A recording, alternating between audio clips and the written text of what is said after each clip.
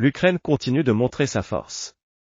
Le lundi soir, le tribunal a rendu une décision de condamner le général russe Kirillov par contumace.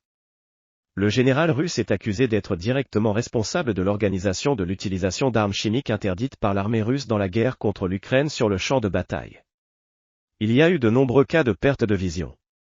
Ce même général avait organisé cela en Syrie. Le lendemain matin, le contre-espionnage ukrainien ou des espions au centre de Moscou ont fait exploser le général alors qu'il sortait de chez lui avec son assistant. Un dispositif explosif avait été placé dans le panier du scooter de livraison de nourriture. Le scooter était garé près de l'entrée de l'immeuble résidentiel.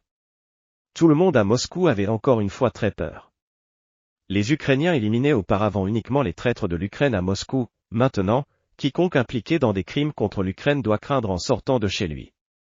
L'Europe a reconnu la cible comme légitime et s'étonne des éliminations constantes organisées par l'Ukraine. Les propagandistes à la télévision crient comme des porcs que c'est un acte terroriste et des méthodes terroristes.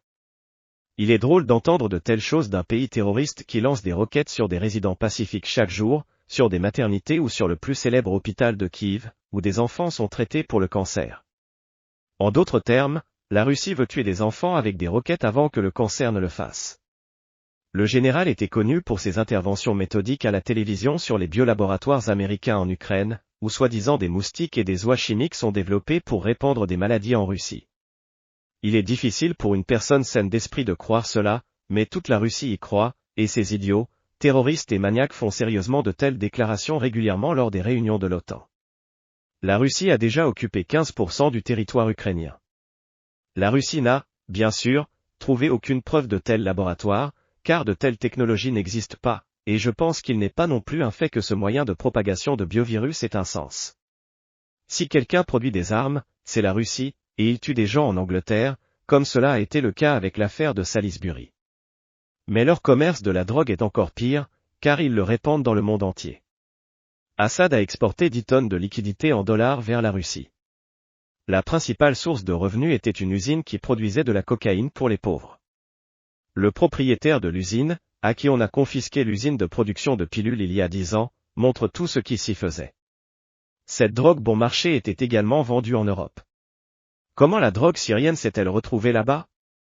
Dans des prisons souterraines, ils ont trouvé des personnes qui avaient disparu à travers le pays depuis le règne du père de Bachar al-Assad, souvent ne se souvenant même plus de qui elles étaient. La torture et les violences sexuelles sont les outils utilisés par de tels régimes, souvent perpétrés par l'armée russe.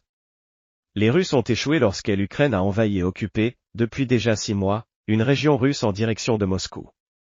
Les Russes ont échoué avec leur opération spéciale et leur tentative de soumettre rapidement Kiev. Les Russes ont échoué en Syrie, et ils échouent à se protéger contre des armes stratégiques à longue portée.